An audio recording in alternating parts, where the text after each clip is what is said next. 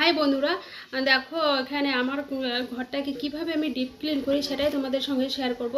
প্রথমে তো এখানে পর্দাগুলো কেচে দিয়েছিলাম, তারপরে পর্দাগুলো কেচে মেলা হয়ে গেছে। আর এদিকে ঘরটাকে তোমরা দেখতেই পাচ্ছ অগোছালো পুরো কেমন হয়ে গেছে। আর এদিকে দেখো আমি ভালো করে ডিপ ক্লিন করে ওই যে সব কিছু মুছে নিচ্ছি, তারপরে পর্দার রডগুলো, জানালাগুলো, তারপরে খাট টাট সবগুলোই মুছে নেব। আর সুন্দর করে আমি কি করে আমার ঘরটাকে সর্বটাকে সাজাই সেটাই এই ছোট্ট একটা মিনি ব্লগের সঙ্গে তোমাদের সঙ্গে শেয়ার করছি। আশা করছি তোমাদের ভালো লাগবে।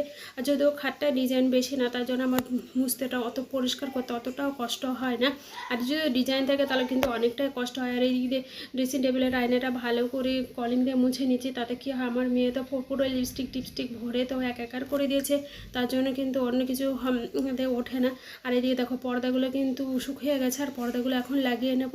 দেখো পর্দাটা লাগিয়ে নিয়ে গেছে, পুরো ঘর কমপ্লিট গোছানো। আর দেখা হচ্ছে পরে একটা মিনি ব্লগে। Bye, tata.